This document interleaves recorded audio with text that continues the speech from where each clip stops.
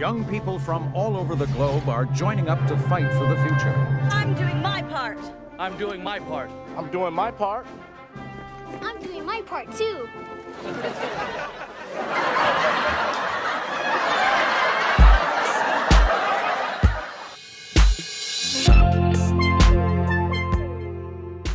Hello and welcome to another episode of Wormhole Wednesdays. Today we have a special guest joining us. Wormholes, or shortcuts through time and space, have long been a fascinating subject for scientists and the general public alike. However, it's important to note that the mechanics of wormholes are not fully understood, and there are many dangers associated with their use.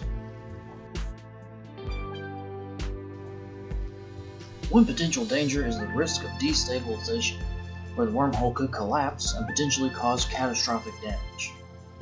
Another risk is the possibility of encountering unknown or hostile enemies on the other side of the wormhole. And of course, there's always the possibility of irreparable damage to the fabric of space-time itself. That's why it's so important for us to continue researching and studying wormholes, not just for the potential benefits they may bring, but also to ensure the safety of those who may potentially use them in the future.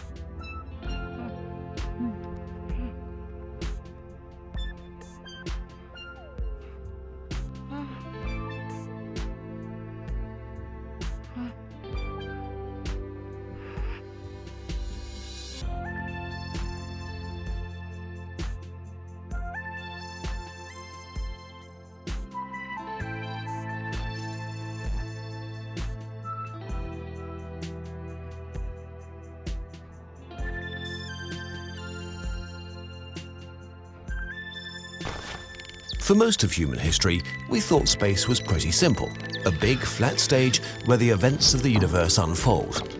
Even if you take down the set of planets and stars, there's still something left. That empty stage is space, and it exists, unchanging and eternal.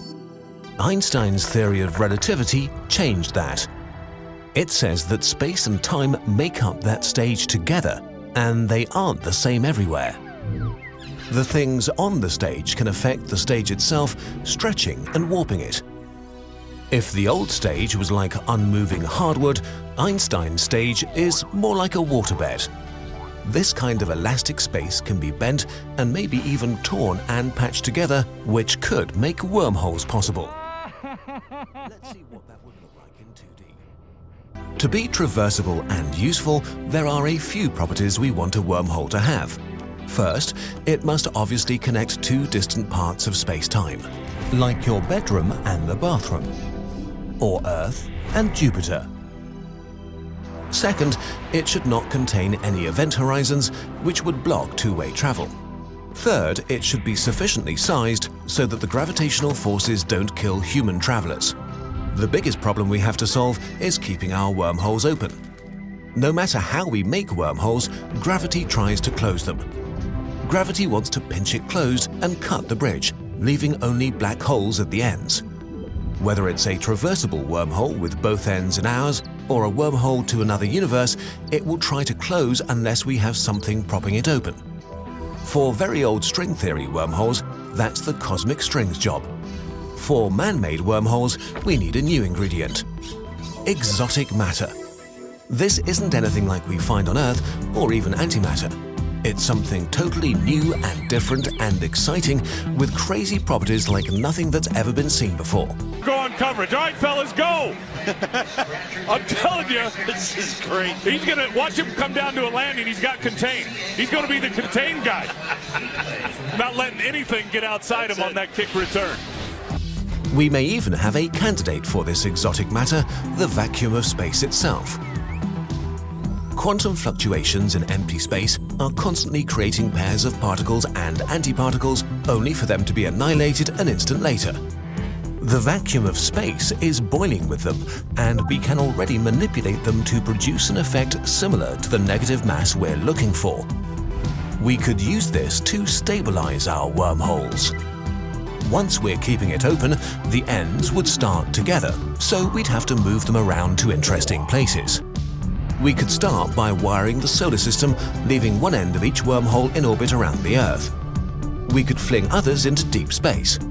The Earth could be a wormhole hub for a vast interstellar human civilization spread over light years, but only a wormhole away. However, wormholes have a dark side.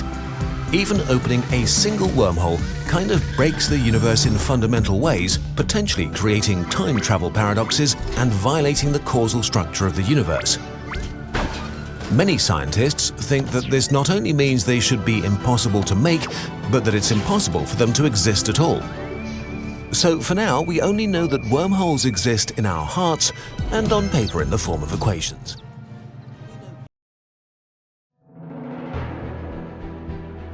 Humans are natural-born explorers.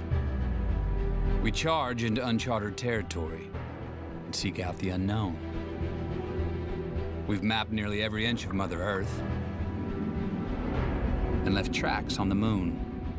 But to set foot on another planet, to travel beyond our solar system, that is a dream for the future.